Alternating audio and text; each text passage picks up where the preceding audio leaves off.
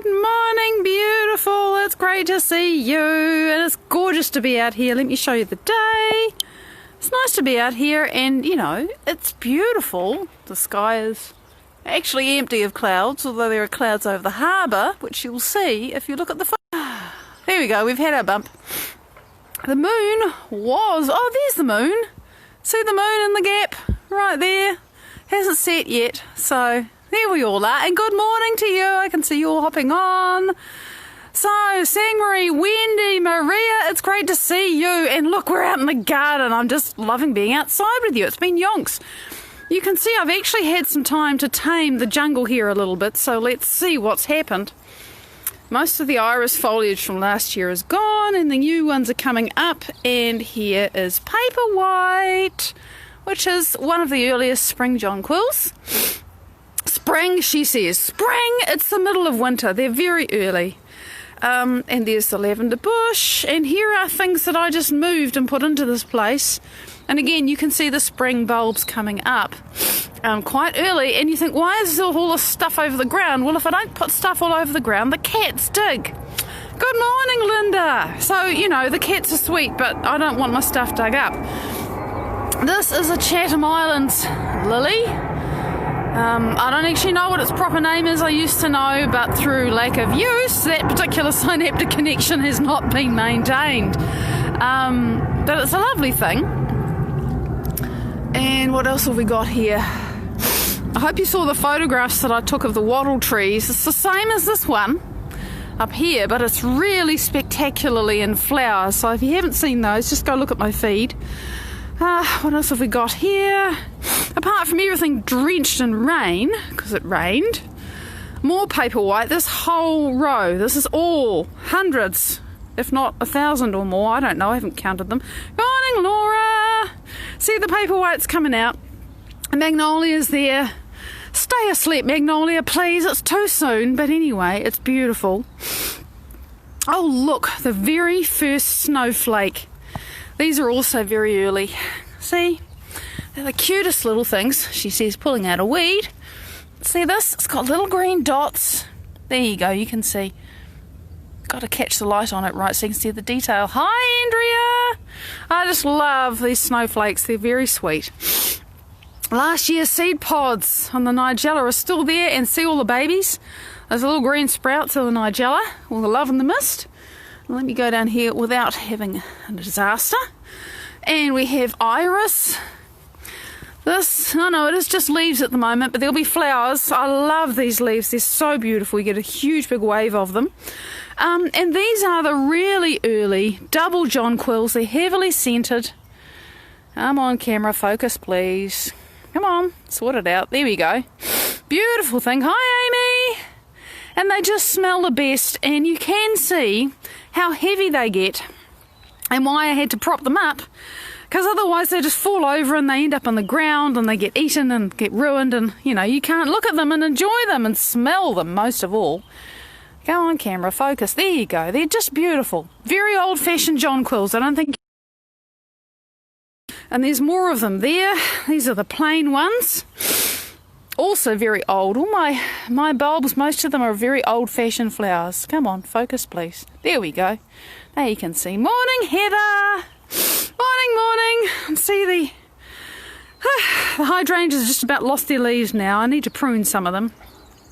Oh, look, here's something else. We have, it's been chewed a little bit, but this is another kind of jonquil. Bit similar to the last one, but it's got little short petals. Yellow cup long petals, yellow cup short petals. You just get all the different varieties. This is what they used to be. And people have bred them and done crazy things with them, but I really like the old ones. Okay, so let me get to the topic today. And it was you, Kayla. Kayla, you asked a great question yesterday, although a number of you were asking in different ways. Really, you know, what do I do if I have no meditation practice and I want one? Or if I've got one but I want to deepen it, you know, what do I do? Really, was essentially the question. And yeah, you know, I've written some stuff and I put some links in. Hi, Diana. Hi, Faye. Morning. But I thought, actually, Maddie, you make assumptions about what people can extrapolate and what they can work out, and why don't you actually talk about how you made it happen for yourself? Because I know I've said this before, and I repeatedly find it to be true, that we think many times we want to create change in our lives, or you want to change a habit, or, you want to make something different, and you try, and you fail, and you think, well, clearly I didn't want to enough. There must be something wrong with me. I didn't try hard enough, usually is the thing. And if I sit down to have a conversation with somebody about that kind of problem, 9/10 of the problem is they don't actually realise quite how practical the problem is. They think it's all in their head or their heart. They don't want it enough. But actually there's some practical barrier that they've not even noticed. They have to work out how to overcome. As in, when, how, who, what, where. Those questions, right? Not, why can't I do this? But hang on, what's in the way? What's stopping me? And so, there's very practical, logistical things. And then they usually wound up with something emotional quite often. I shouldn't say usually, quite often. And once we unravel A, what the thing is that you need to change practically, and B, what the emotional hock is that's kept it where it was, well, things move. Because now you've unlocked the key, you've unlocked the door. Elizabeth, Kaya, good morning, beautifuls. So I thought I'd talk about that because it's so often very, very practical. So clearly, for me, because I really didn't like meditation. The whole thing of meditation to me was staring at a candle or chanting a mantra, and I have to say I absolutely hate chanting. Why do I hate chanting? Please don't take this as a reason not to love chanting if you love to do it. Sophia, good morning. Julian, woohoo! Why do I hate it? Because it makes my throat hurt. Because I don't know. I just can't get into it. I never did.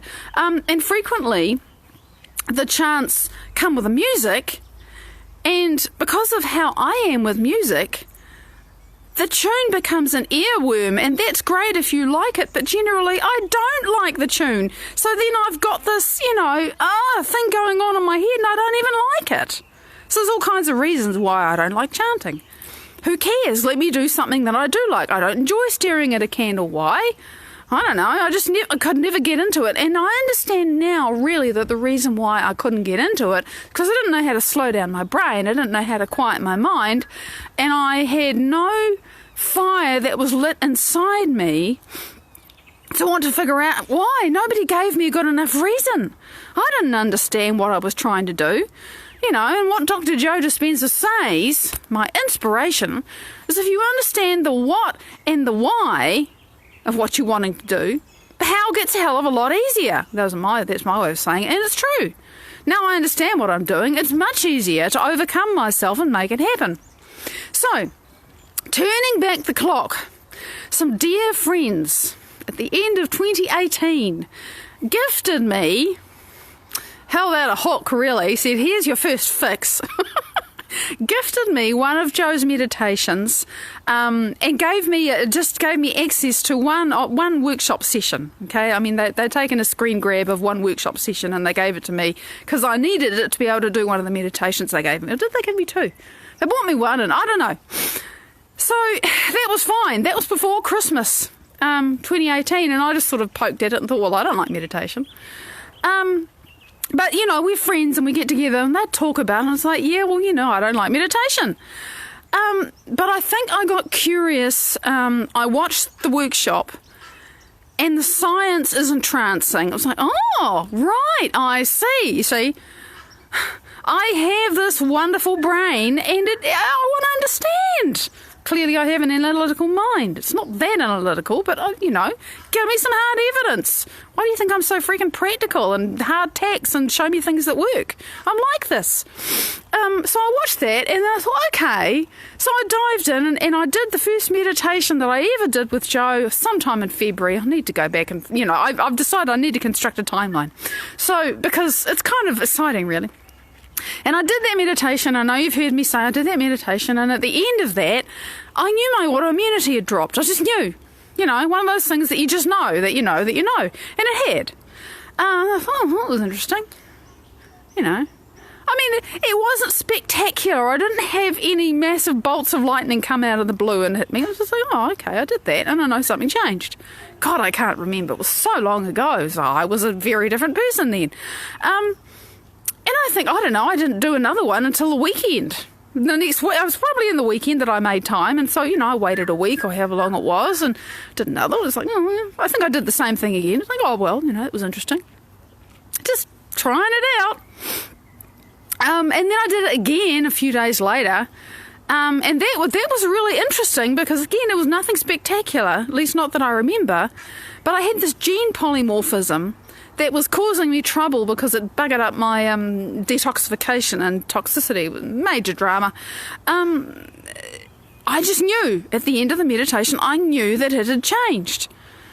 Downregulated genes for disease, upregulated genes for health. It's what you do when you change your state of being. And the meditation I was doing was all about reconditioning the body to a new mind. In other words, changing your emotional state. I was rehearsing elevated emotions. I was like, oh, this is strange. I remember what was unusual about the very first one. The very first meditation that I did, there's a point where it's like, you know, bring up the emotion. I can't remember the words now. Bring up the emotion of being in love with life.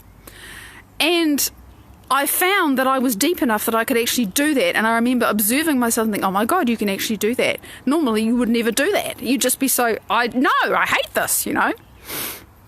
Oh, very cool, Linda. It's so cool when you get to fire and wire and explain it to a friend, yeah? Why do you think I love showing up? Because I make it better for myself. I explain it to you, it's more real to me. So, yeah, that I think must have been the moment when something changed in me that very first time and my autoimmunity dropped. Probably that moment I allowed myself to feel for the very first time some tiny little corner of a love for life. So, third meditation, you know, FUT2 gene polymorphism goes away and goes back to being normal, and I don't have to take buckets of B12 every day. I just knew. I stopped. The problem never occurred. So, this is interesting. And I sort of every little while, because it was February, right? And during March, I started to think, well, how am I going to do this? Because I can't remember. I might have bought the book, Becoming Supernatural, but I don't know. I'd have to go back and figure it out, see why I want the timeline. But during March, I was starting to think, how am I going to make time to do this in my life every day? Really? How am I going to do this? Bearing in mind, then, I was just as full-on busy as I am now, although I'm probably busier. But in those days, I was less coherent, a lot less coherent, so things didn't flow as smoothly, and there wasn't as much synchronicity, and there was more difficulty inside me, and I needed more time just to relax because I was so incoherent, right? Now I'm a lot more productive because my brain works so much better and my body works so much better. So, you know, I get more done. Besides, I live in no time and I accomplish everything. That's all I allow myself to say to myself about time as much as possible. That's what I do and who I am. So back then, I was like, how am I going to do this? And then I thought, the time zones are going to change with daylight saving. Why don't we stay at daylight savings, because we're going to come out of daylight savings, and then I don't have to get up an hour earlier, I just have to keep getting up at the same time. And we'll shift dinner earlier, and, you know, so I had to physically work out how I was going to put this into my day.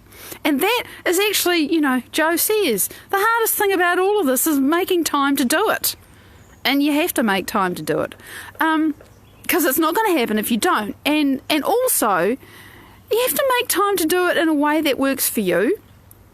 And if right now you're struggling with physicality or mental illness or emotional whatever, or, you know, life is really challenging, don't expect yourself to just carve out an hour and a half, which is actually the minimum time I want to have. Because I don't just meditate. I need to wait afterwards to let my body take up the orders that I've given it, and then I want to write some stuff so that I actually remember. It's recalling what came to me. Otherwise, it just still goes. I want to remember it. I want to fire and wire it. Hi, Sarah. So, you know, and I didn't immediately start doing that. No, I didn't. It took me a while to think, actually, I want to write some of this stuff down.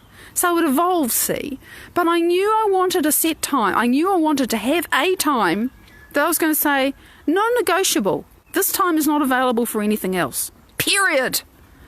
And it means prioritising me. Now, I don't have children or demanding spouse, and some people do, or whatever, to say, no, you can't do that. And I know that some people have to deal with that. It's like you have to work out for yourself when is the time that you're going to do it. And also, you have to work out where. Because that's not obvious, maybe. It's like, where is a place that you know you're not going to be disturbed? Where? Where can you shut the door and say, do not open this door until I come out? Do you have to have a lock on it? I mean, really, how can you carve out some space and some time for yourself where you won't be disturbed and where it's your time and you can actually do that? And by the way, if you think, oh, every day, oh, too much, whatever, well, decide how often you do want to do it. It's not important to do it the way that I do it. It's important to do it the way that you want to do it and that works for you. Because let me tell you, once you connect that first time to something that's bigger than you and you feel it and it hits you, hi Sammy, you will want to go back. There's nothing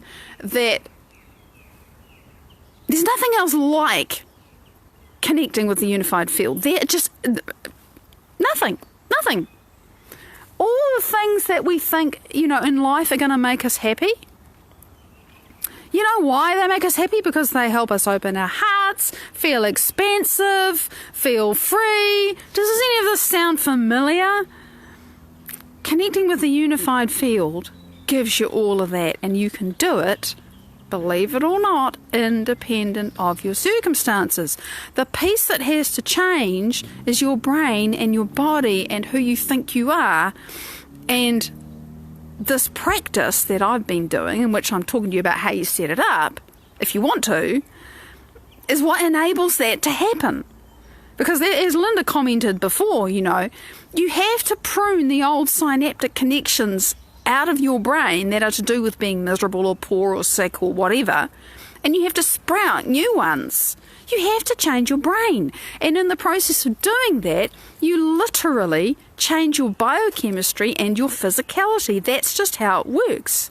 When you change your brain, when you change how you feel, you change the chemistry in your body, and if you keep doing that, you're going to change your epigenetic expression.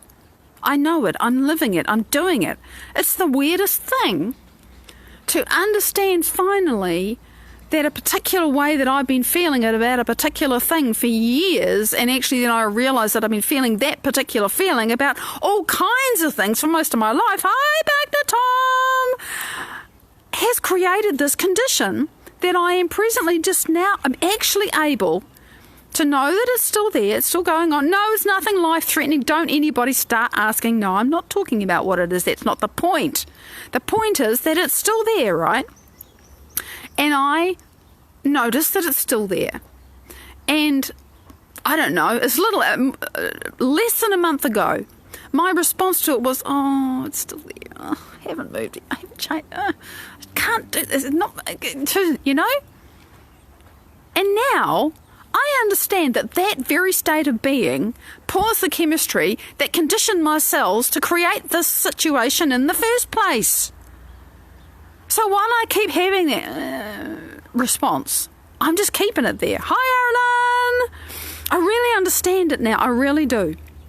I've learned enough, I've fired and wide enough, and I've put things together, and I've read Joe's books, and I've read them again, and I've listened to them, and I've listened to people who've made the changes themselves of the kind, or much bigger than the kind that I'm trying to make, or not trying to make, that I am making. And I understand it.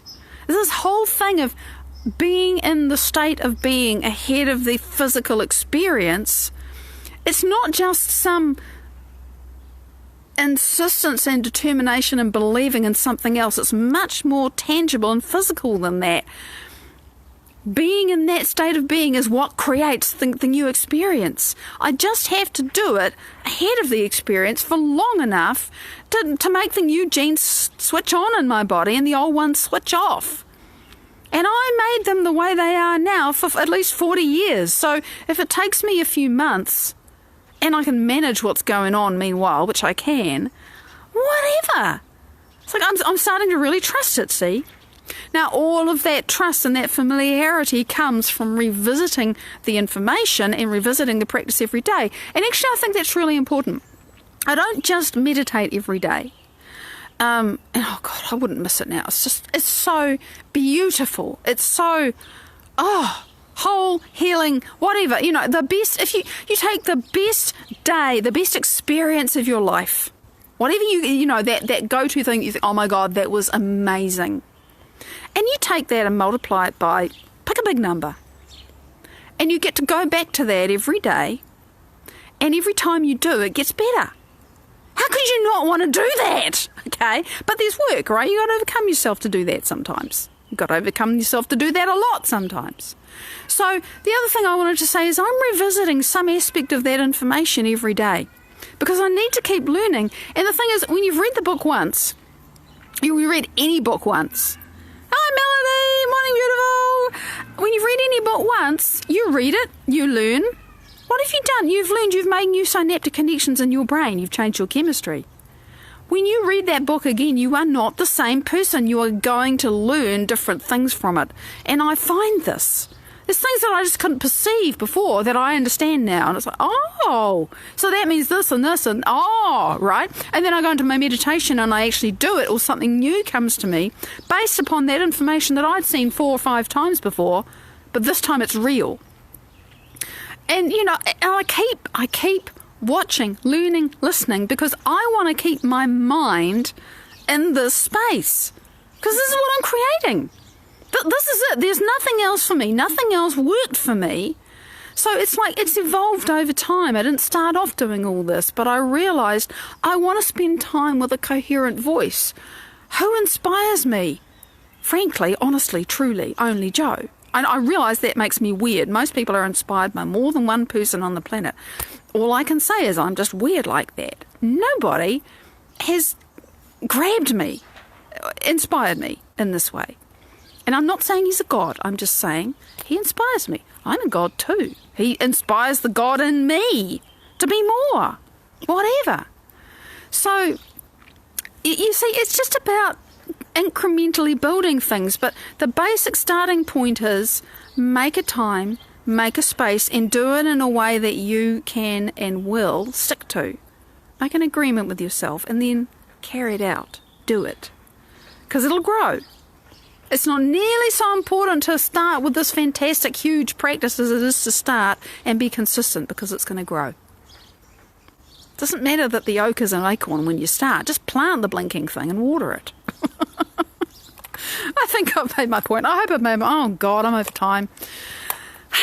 Very much love. It's Tuesday, which means I'll be back in 3.5 hours to update you on what our Sangmaree's been doing in the Gambia, so I hope you can join us.